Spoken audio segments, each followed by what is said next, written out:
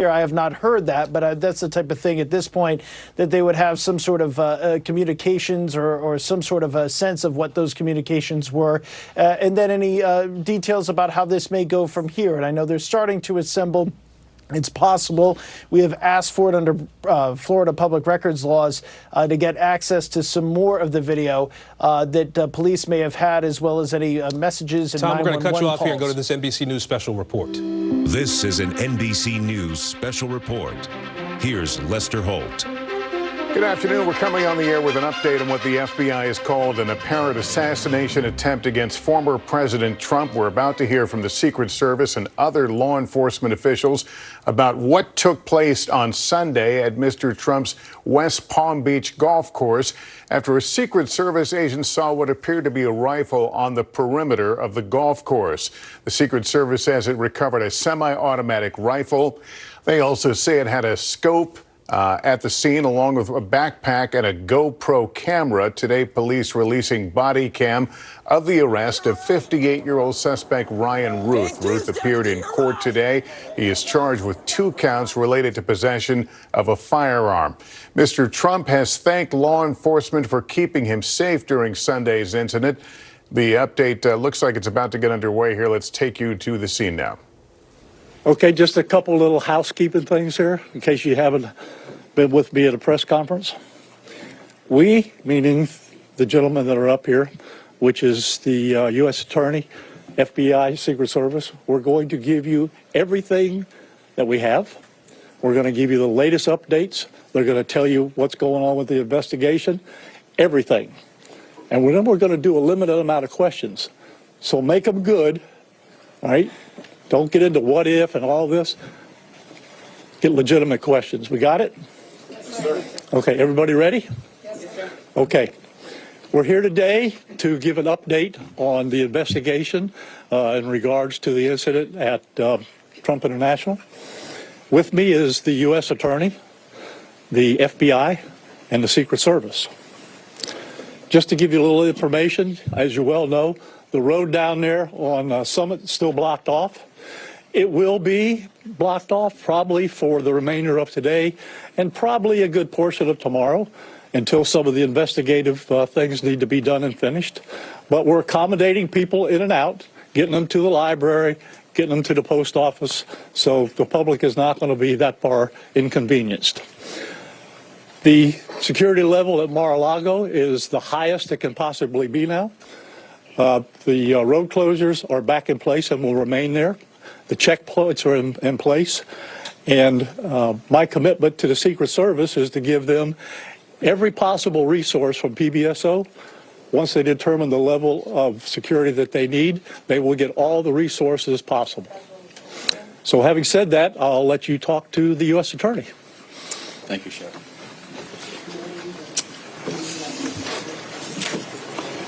Good afternoon.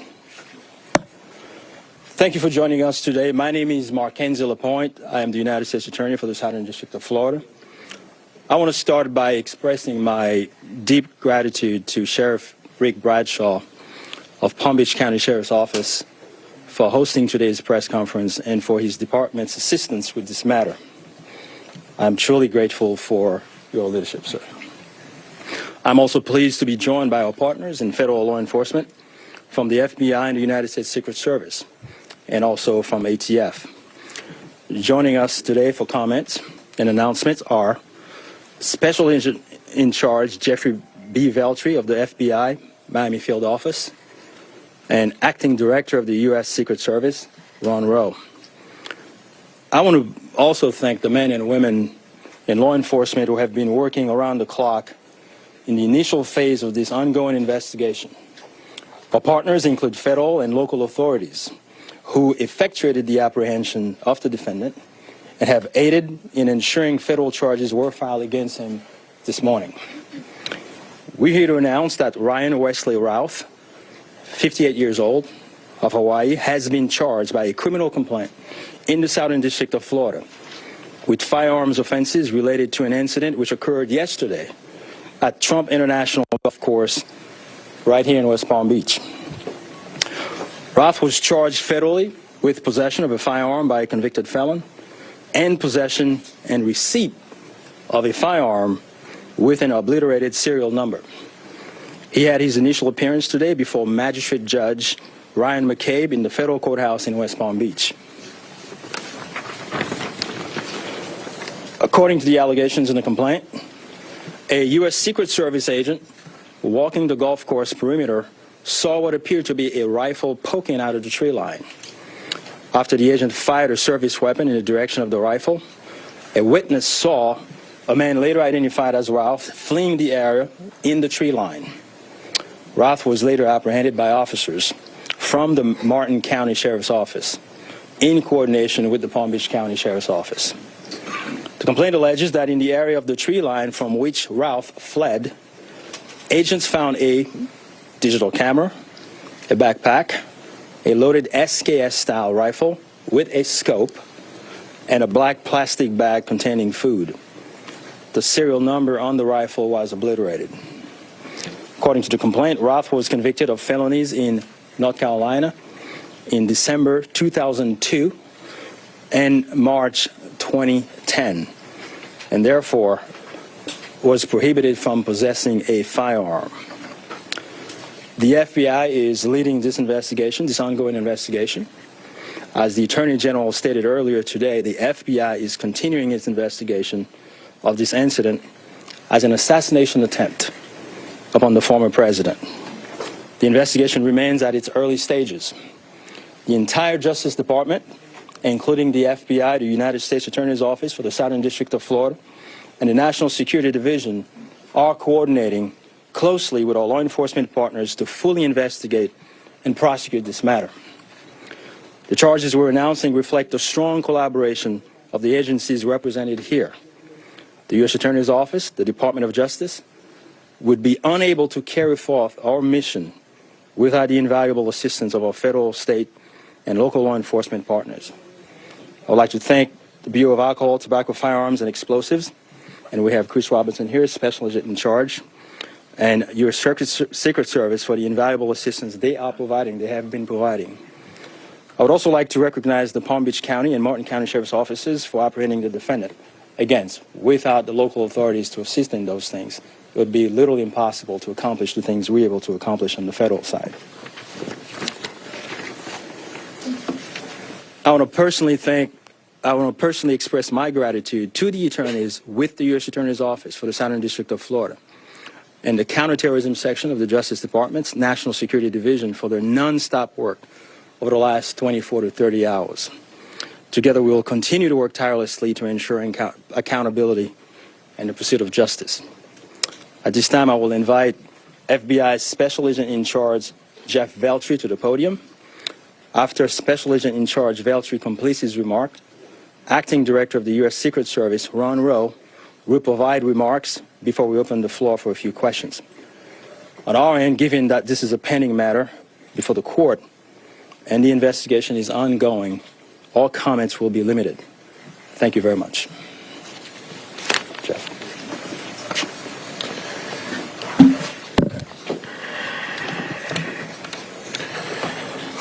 Good afternoon. For a quick introduction, my name is Jeffrey Veltri, FBI Special Agent in Charge for the Miami Field Office. The FBI immediately responded to the scene here in West Palm Beach, Florida, and we are investigating this matter as an apparent assassination attempt of former President Trump. We view this as extremely serious and are determined to provide answers as to what led up to the events which took place. I want to emphasize we're just a little over 24 hours into this investigation, so we're going to provide as much as we can publicly while our investigation is still ongoing. We must also stress that the United States Attorney's Office is pursuing charges, and that limits some of the details that we can discuss publicly. Yesterday afternoon, Martin County Sheriff's Office took custody of Ryan Ralph, and he was transported back to Palm Beach County Sheriff's Office. Our FBI agents then attempted to interview him, and he invoked his right to an attorney. In the last 24 hours, the FBI and our partners have been dedicated to investigating the incident and utilizing all available resources. These efforts have included Our investigative team and the United States Attorney's Office for the Southern District of Florida, in conjunction with DOJ's National Security Division, are actively working hand in hand to pursue and subsequently execute search warrants. Thus far, the warrants include a video recording device, subjects' cellular devices, a vehicle, and other electronic devices located at previous known addresses. We are coordinating with the United States Secret Service to complete numerous interviews of agents on scene. We have also interviewed 7 civilian witnesses at the scene, and that is just the beginning. Our FBI's Honolulu and Charlotte field offices have initiated interviews of several family members, friends, and former colleagues of the subject. FBI has deployed several specialty teams and assets from FBI headquarters and our lab division in Quantico to include evidence and critical incident response personnel. The evidence response team is collecting and processing multiple evidentiary items. These range from the rifle, which is an SKS model with a scope and obliterated serial numbers, to 2 bags, the subject's electronics, and what appears to be ceramic tiles. DNA has also been collected from those items, which are being sent to Quantico for testing. We will also process the subject's vehicle for evidence. The Cellular Analysis Survey Team, what we refer to as CAST, conducted thorough analysis of the subject's cellular device locations. The CAST analysis aligns with witnesses' account of the subject's presence at the scene both before and around the time of the incident on September 15th. More specifically, we're continuing to conduct analysis and will be compiling the subject's movements in the days and months leading up to September 15th. Cellular data shows that the subject was in the vicinity of the golf course roughly 12 hours before the engagement with the United States Secret Service. Our investigative teams conducted a neighborhood canvass in an effort to collect and obtain relevant video footage. The subject had an active online presence, and we are going through what he posted and any searches he conducted online.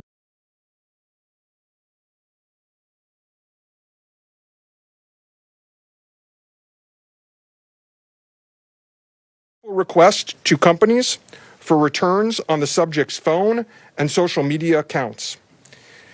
We received several returns and are waiting on additional responses from other companies as well. Our investigative team is completing analysis of the returns and actioning leads as needed, and we anticipate continuing until the FBI knows the full totality of the subject's social media presence. By way of his background, in 2002, as the United States Attorney mentioned, the subject was charged and convicted in North Carolina for possession of a weapon of mass destruction.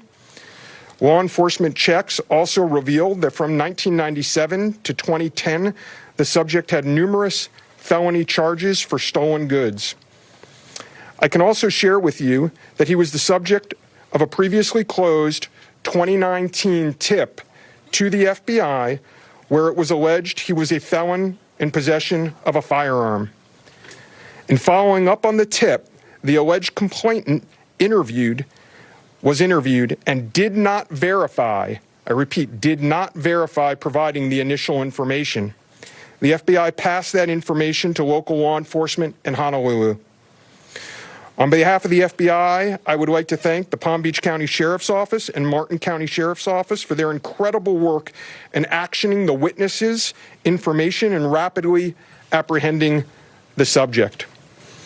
I would also like to thank the United States Secret Service, the United States Attorney's Office for the Southern District of Florida, the Department of Justice's National Security Division, the Bureau of Alcohol, Tobacco, Firearms, and Explosives, and our FBI field offices in both Honolulu and Charlotte, who have been conducting additional law enforcement activity related to the subject. Your continued partnerships have been invaluable. Oftentimes in law enforcement, we tell citizens to be vigilant and aware of their surroundings. Yesterday, a citizen provided remarkable assistance, which led to the arrest of this subject.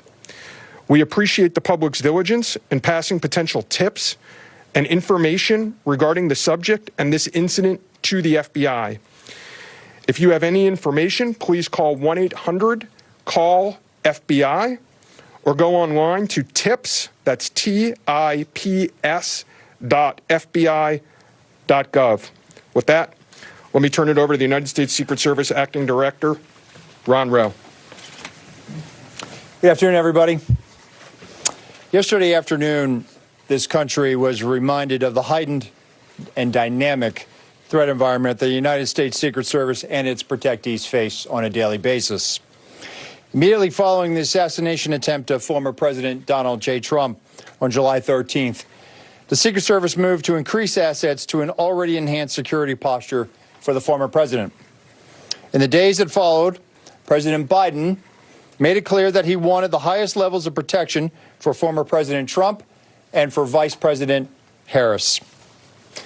The Secret Service moved to sustain increases in assets and the level of protection sought.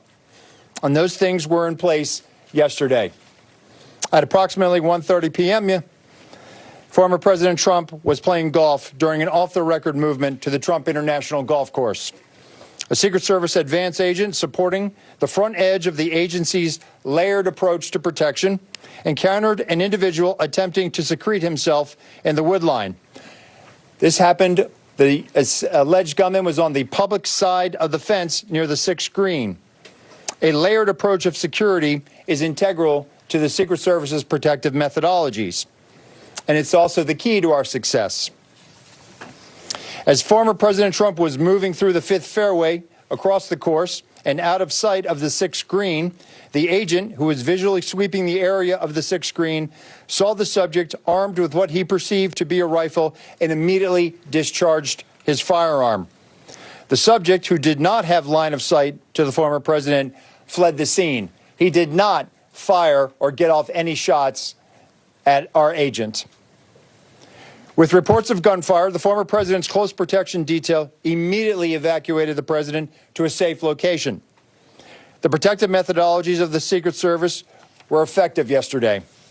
The former president's protective apparatus allowed for the early identification of the threat and led to a safe evacuation.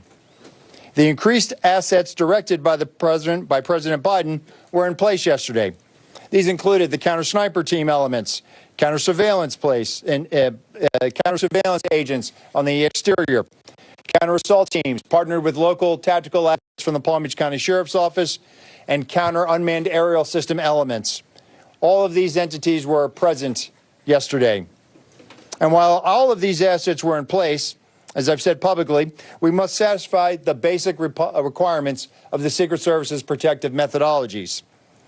In partnership with local law enforcement, we did just that. And the agents' hypervigilance and the detailed swift action was textbook. And I commend them and our partners for an exemplary response in keeping former President Trump safe. And I will tell you, having served in local law enforcement in Palm Beach County, I can state that I am tremendously impressed and appreciative for all of the efforts of the Palm Beach County Sheriff's Office and Sheriff Schneider with the Martin County Sheriff's Office. But what was critical to this was the quick reaction, the response, the hypervigilance of the men and women of the United States Secret Service, who since July 13th have been rising to meet an unprecedented and hyper-dynamic threat environment. And they are rising to this moment, and I could not be more proud of them and the way they have executed, not only yesterday, but what they're doing today and what they are doing tomorrow and what they will always do because it is their duty. Thank you. Okay. Sure. All right. Well, go slow here, folks. All right. Don't everybody do it at once. Ask who you want to answer the question, and then give the question. I have a question for you, Director. Yes, ma'am. Is there any evidence to suggest that the suspect knew that Donald Trump would be on the golf course at that time? And was the golf course searched thoroughly before the former president's arrival? So at this time, it was an off-the-record movement, meaning it was not on the former president's official schedule. And what I go back to is the layered approach. the elements and the methodologies of the Secret Service. There was a front element.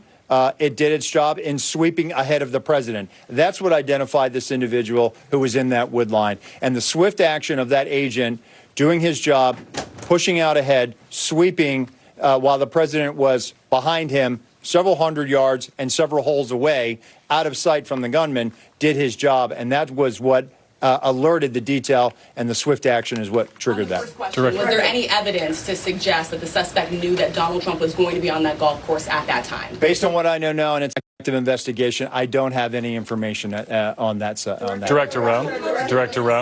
Harry Parker. How many times did your agents go around the perimeter and scope out the golf course during the 12 hours that this guy was holed up in the shrubbery? So this was an off-the-record movement. It wasn't a site that was on his scheduled, it wasn't part of his schedule. So there was no posting up of it because he wasn't supposed to have gone there in the first place. Director Rowe, have you briefed former President Trump on your findings so far, and has his campaign asked for any changes in his security going forward after yesterday? So, Over here. Sorry. So I've had a conversation with the former president. We've explained and we've worked with the campaign. The president is aware that he has highest levels of protection that the Secret Service is providing him. No changes in specific reaction to what we saw yesterday? We constantly evaluate based on threat. And yesterday what we show is that our agents and our protective methodologies, and there's a lot of tactical assets in place, things that have been put in place as a result of what happened 60 days ago, those elements are working, and that demonstrates the redundancies that we have. And so we constantly evaluate. We'll of course, look at this and see what lessons learned from it. But as of right now, we are constantly evaluating that threat. And if we need to ratchet up additionally, we will. Thank you. Yes, sir. Do we know when Ralph arrived in Florida in general, when he arrived in Palm Beach, the area? That's a question probably for the FBI. If he'd been at the golf course prior to this scoping it out. We're in the process of collecting a lot of evidence, and that will be part of that investigation to determine his whereabouts going back quite some time. Do you have any detail on where he might have gotten it? That's part of the investigation as well. Again, that's going to be a little bit challenged until we're able to determine the serial number on that gun. So we're hopeful to be able to do that. We're still looking into that. The sheriff mentioned about the highest level of protection, that they would lock down the golf course. Was that a miscommunication then, being that President Biden ordered the highest level of protection? Do you want to take this, Sheriff? Or no? Go ahead. Okay. So here's the deal. When it comes to Secret Service protection, we provide the highest level. So, for example, yesterday, counter-assault team elements. I'm not going to go into the number of personnel that we have out there, but we have the highest levels from Secret Service. When we work with the Palm Beach County Sheriff's Office, like, for example, yesterday, during that emergency action response, we had their local tactical team assets partner with our local tactical team assets. We had their helicopter up in the air, providing us 360 and situational awareness of the overhead for if there were any potential threats coming at us. So what we did yesterday was exercise our emergency plan based on the number of tactical assets and the highest level of protection that we are providing. The sheriff and I have talked. Now, clearly, when you go down Southern Boulevard right now and you try to get over to Palm Beach and you see the robust presence that's existing outside of Mar-a-Lago, the heavy uniform presence, the additional assets of the Secret Service. And for those of you that were here in 2017, when the president was in office, when you look at that footprint now and you look at it today, there's not much difference there. There is heavy uniform presence out there. And again, what I go back to is yesterday was an off-the-record movement. Off the record. And the president wasn't even really supposed to go there. It was not on his official schedule. And so we put together a security plan, and that security plan worked. In terms of his being in the vicinity, Special Agent Daltrey, in terms of him being in the vicinity, based on his phone records, is there any evidence to show that Ralph was in the vicinity in the area before Sunday? And when you say in the vicinity, does that mean right there at that spot in those bushes, or could it have been, down the street at a restaurant? It was in very close proximity to where he was spotted by the Secret Service. In terms of your first question, whether he was there earlier, our investigation is still looking to determine that. Whoa. whoa. We're going to do 2 more. You get 1. Thank you. All right? Only 2 more. You get 1. Okay. We understand that the Secret Service has asked Congress for additional resources since the Butler rally. Have you received those resources yet? So thank you for that question. So we are working. Look, the Secret Service operates under a paradox of zero-fail mission, but also that we have done more with less for decades. And this goes back many decades, right? What I can tell you is that we have immediate needs right now, and we have great support, not only from President Biden, and you saw his public statement today, where he said that, he's going to direct his staff to make sure that the Secret Service has the resources it needs. We're having fantastic conversations with members of Congress. I've been up to the Hill last week. We are continuing to have those conversations. But the long and short of it is this. Coming out of Butler, I have ordered a paradigm shift. The Secret Service's protective methodologies work, and they are sound, and we saw that yesterday. But the way we are positioned right now in this dynamic threat environment, it has given me guidance to say, you know what, we need to look at what our protective methodology is. We need to get out of a reactive model and get to a readiness model.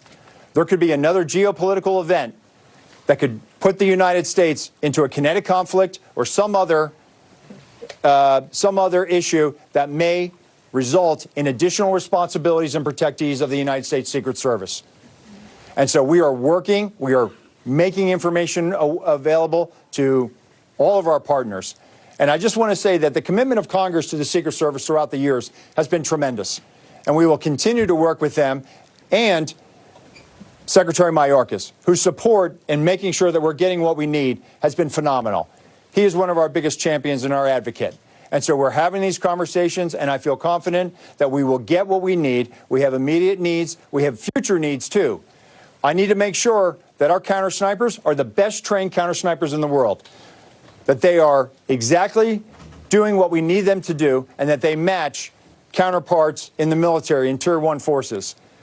And right now, we are working with Congress to make sure that we get those for our training facility. We also have a necessary need to make sure that we're getting the personnel that we have. And that requires us to be able to have the funding to be able to hire more people. You can't just give me money and say, hey, we're going to make sure that everybody gets overtime. Because the men and women of the Secret Service right now, we are redlining them. And they are rising to this moment, and they are meeting the challenges right now. And if you look back at their body of work over the last 60 days, the Republican National Convention in Milwaukee, the Republican National Convention in Chicago, a visit of Prime Minister Netanyahu to Washington, D.C., and to West Palm Beach, which Palm Beach County Sheriff's Office supported. And then we go into the presidential debate in Philadelphia last week.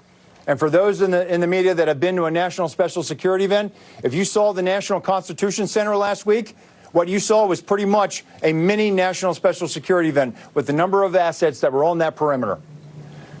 And so our folks are rising to this moment, but it requires all of us to be able to have good conversations and make sure that we're getting the Secret Service where it needs to be. And I'm confident that we will achieve that because we don't have an alternative. Success, we have to have it every day. We cannot have failures. And in order to do that, we're going to have some hard conversations with Congress, and we're going to achieve that. Last question, one more. The special agent in charge of the FBI, Yes, sir. did he act alone? Did he have some kind of help? At this point, we're still exploring that, investigating that. Our investigation will determine that. We do not have information that he's been acting with anyone else at present. Do we know how long he's been in Florida when he arrived? Oh, you snuck one. I did. At this point, Our investigation is still determining that. Thank you. did anyone see him or report seeing him? How was he able to Anyhow, that's it. We're not going to do any more. All right, you got a lot of information there.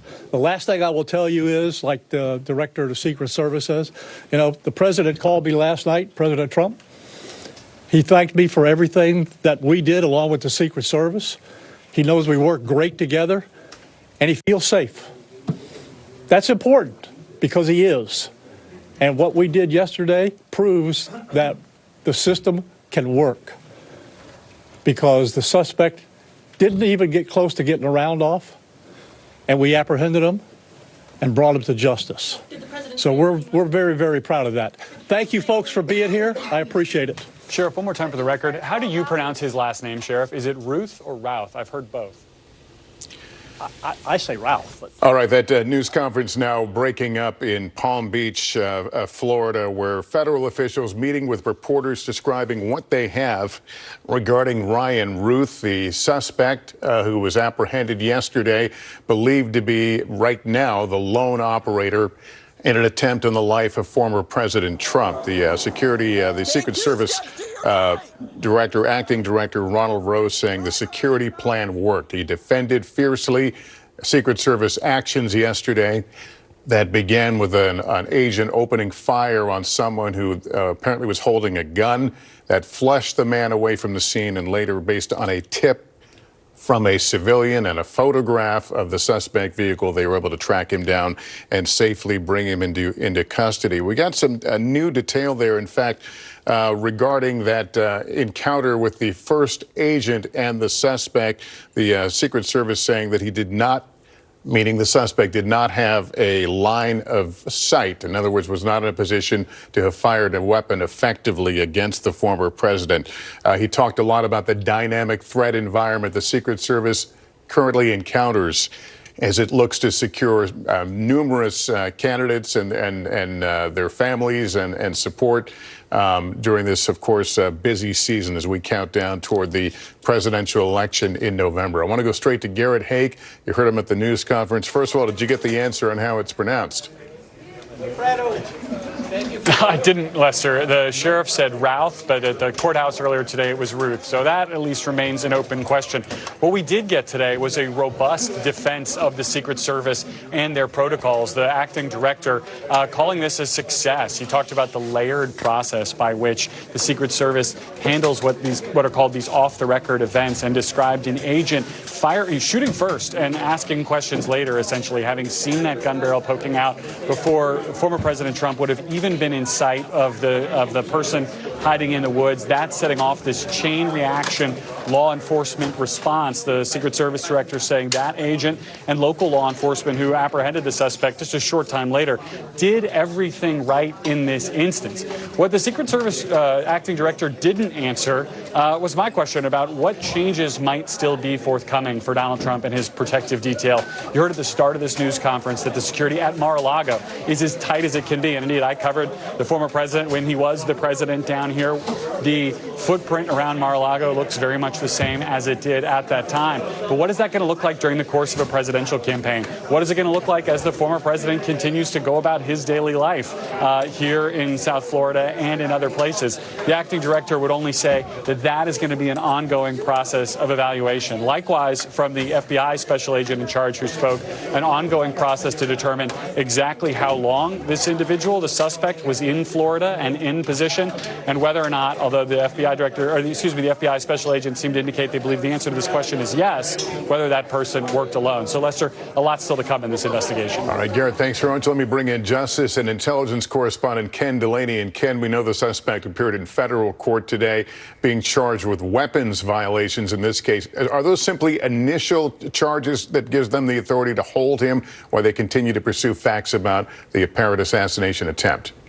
That's certainly likely, Lester, because there are other charges on the table here, including potentially assaulting a federal officer and even conspiring to assassinate a former federal official. Look, there wasn't much new information revealed in this briefing, but they did fill in a few blanks.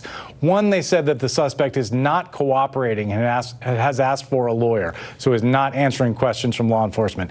Secondly, they confirmed that he never fired his weapon. He never got off a shot. And as you pointed out, they said he was never in line of sight with Donald Trump, who was playing the previous hole. They said that the suspect was around the 6th green and Donald Trump was on the 5th fairway. They also revealed that he was the subject of a previous complaint about a felon in possession of a firearm back in 2019 when he was living in Hawaii, but they said that the complainant didn't stand that up, so they were not able to determine the truth of that and didn't take it further. And they said, as we learned in the criminal complaint, that he had been convicted of felonies, and that's why he's charged right now with being a felon in possession of a firearm, including a charge of possessing a weapon of mass destruction back in 2002 in North Carolina. They did not explain what that was all about, Lester. All right, Ken, thank you. NBC's Marissa Para is in Greensboro, North Carolina, where the suspect once lived. Marissa, we heard a moment ago from one of the officials there that they are planning to look into his previous residences, his experiences. What are you hearing down there? Right, Lester. Well, public records show this was one of the places Ruth once called home. In fact, we just spoke to a neighbor just a few minutes ago. This neighbor says she has not seen him living here in Greensboro, North Carolina in 3 to 4 years, but she lived next to him for almost 2 decades. She said she never had any issues with him. She actually never heard any type of political statement made by him, but she said and described what she thought were odd behaviors and said she had seen him in possession of firearms, specifically rifles. And as Ken just mentioned, he has racked up an extensive criminal record in the decades that he lived here in North Carolina. Over 100 criminal counts filed against him, several including firearms. And as we have talked about, he has a vocal social media presence. We know that's something law enforcement was just talking about. He was very vocal about his support for Ukraine and, of course, very politically vocal as well. He had posted in 2020 that he had backed the former President Trump in 2016, but then flipping and posting criticism against the former president, saying, quote, that he was a disappointment and adding, quote, I will be glad when you're gone. So all of these things, as we know, Lester, you're seeing one of those posts there. We are pouring through his background, reaching out to everyone who knew him, reaching out, looking online to see about his social media footprint, and of course, law enforcement doing the same, Lester. Marissa, thanks. Let's bring in our senior Washington correspondent, Hallie Jackson. Hallie, all this, no mention of politics, but it certainly surrounds all of what we're witnessing right now. Lester, yet another defining moment here in this presidential campaign, and a campaign that has already seen plenty of them. We keep using the word unprecedented, and that's because what's happening in so many ways is. I just want to mention one thing quickly in the time that we have here, Lester, because as we've been on the air, we've learned that President Biden's appeared to say, as he was returning to the Oval Office here to the White House, that he had called former President Trump, but that the former president was unavailable. He'll try again later, but another notable moment here if these two do connect, Lester, something we'll be watching. Back to you. All right. Thanks so much, Hallie. That concludes this NBC News special report. We'll have much more ahead on our streaming network, NBC News Now, online at NBCnews.com, and a full wrap-up tonight when I see you here for NBC Nightly News. I'm Lester Holt in New York. Good day, everyone.